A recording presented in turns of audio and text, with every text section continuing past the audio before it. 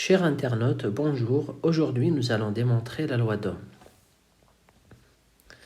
La question qu'on va se poser, c'est qu'arrive-t-il à un électron de conduction lorsqu'un matériau conducteur est soumis à une différence de potentiel électrique? Dans un premier temps, nous allons essayer de comprendre et commenter lorsqu'un conducteur est soumis à une différence de potentiel électrique. Nous considérons ici un conducteur de forme cylindrique avec SB, la surface de la section qui est positionnée en x égale 0, et SA, la surface de la section positionnée en x égale L plus grand que 0. EX est un vecteur unitaire qui donne le sens positif sur l'axe X.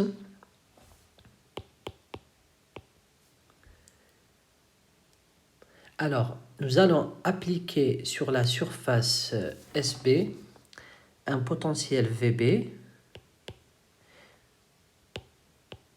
et un potentiel VA sur la surface SA avec VA plus grand que VB.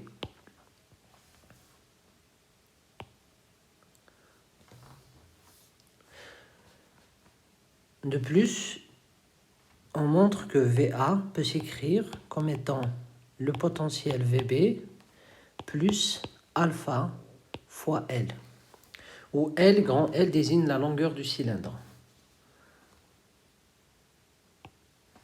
Un tracé montre que dans ce cas,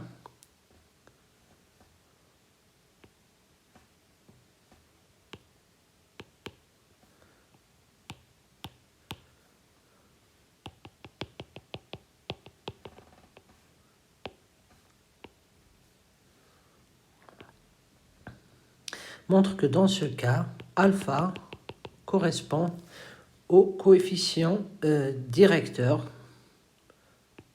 de la droite, donc qui fait un angle θ avec l'horizontale, et alpha est donné par la tangente de θ. Pour n'importe quel point X dans le conducteur, donc ici, en X avec X qui appartient au domaine 0L, donc nous aurons un potentiel V de X qui est égal à VB plus alpha fois X. Par ailleurs, nous savons que lorsqu'il y a un potentiel électrique, nous aurons un champ, la formation d'un champ électrique à l'intérieur du conducteur qui va être donné par moins la dérivée du potentiel par rapport à x suivant EX. Si on dérive l'expression de V de x, alors on trouve que le champ électrique à l'intérieur du conducteur s'écrit moins alpha EX. Avec donc alpha, une constante qui est positive. Ce qui signifie que partout à l'intérieur de ce conducteur-là, nous aurons un champ électrique uniforme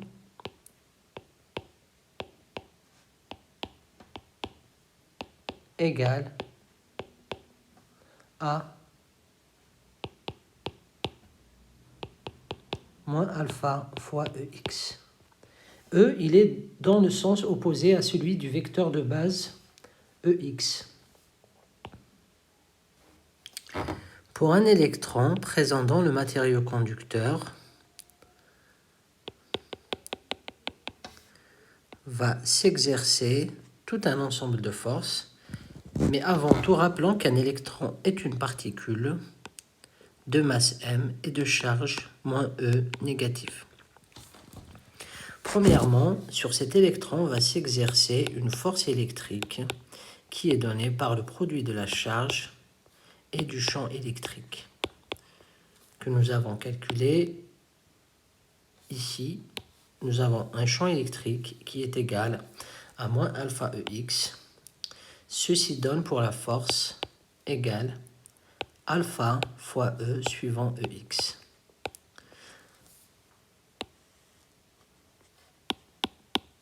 Force électrique.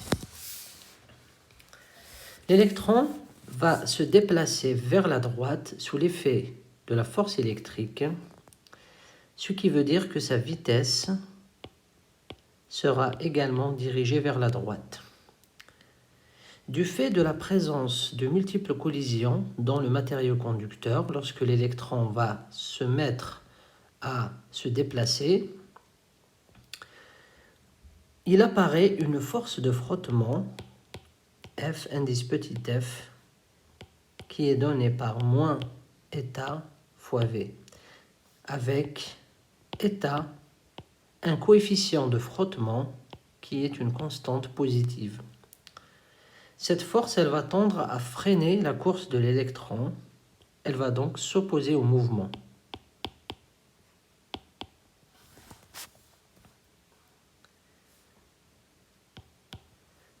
Elle se réécrit encore sous la forme moins eta fois V suivant EX. Enfin, vu que l'électron possède une masse, il sera également soumis à son propre poids, P égale M fois G, où G représente le champ de gravité terrestre. Cette force, bien sûr, elle est verticale et dirigée vers le bas. Cela dit, le poids va être négligé car on montre facilement que le produit M fois G est extrêmement petit au point de pouvoir être négligé devant la force électrique d'entraînement de l'électron ou bien sa force de frottement. On s'intéresse au régime permanent, ce qui veut dire que l'électron se déplace à une vitesse constante. On écrit la deuxième loi de Newton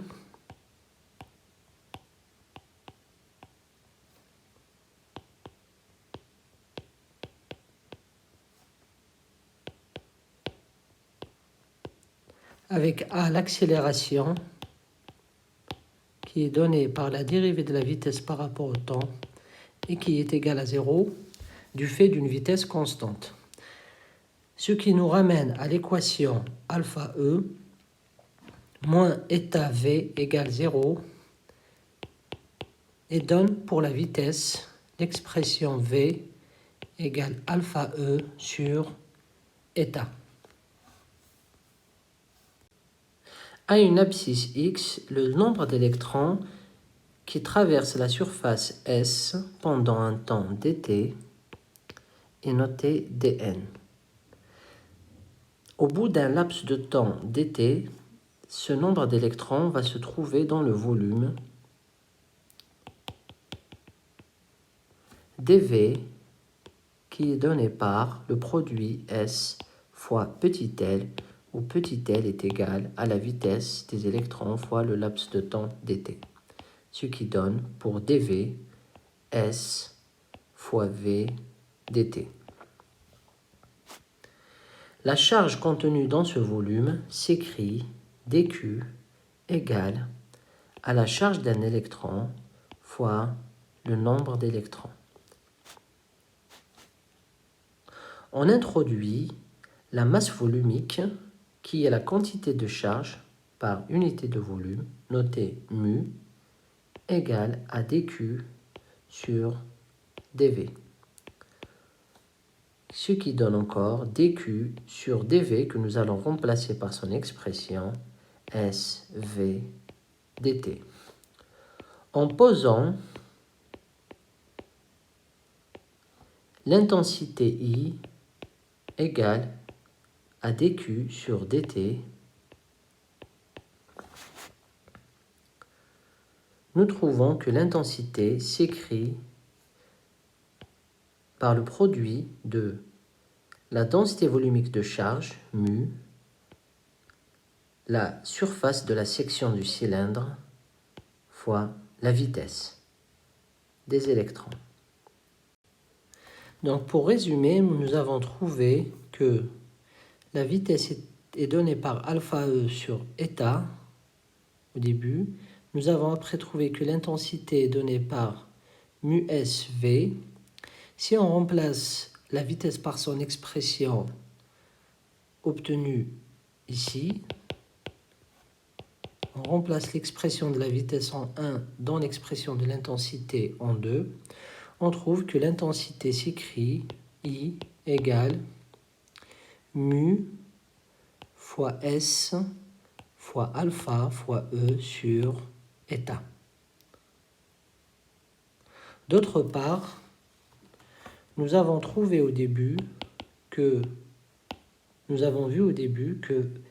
VA était donné par VB plus alpha L, ce qui donne alpha égale la différence VA moins VB sur la longueur du cylindre. La différence VA moins VB s'appelle la différence de potentiel. On peut aussi la noter UAB et ça veut dire la tension entre A et B. Si nous remplaçons maintenant alpha par son expression dans l'expression de I, alors nous aurons une relation entre la tension UAB et l'intensité I qui va être donnée par eta sur mu fois E. Eta, je le rappelle, c'est le coefficient de frottement qui fait apparaître la force de frottement. Mu, c'est la densité volumique de charge. E, c'est la charge de l'électron en valeur absolue. Fois grand L, qui est la longueur du cylindre, sur S, qui est la surface de sa section, fois l'intensité I. Pour un cylindre ohmique, c'est-à-dire un matériau conducteur de forme cylindrique, on sait que UAB s'écrit ρ fois L sur S fois I. Le même UAB est donné par la résistance du matériau conducteur cylindrique et de l'intensité I. En comparant le résultat qu'on vient de trouver par rapport à deux résultats qui sont connus et qui expriment la tension en fonction de l'intensité, l'un fait intervenir la résistance, c'est la loi d'Ohm.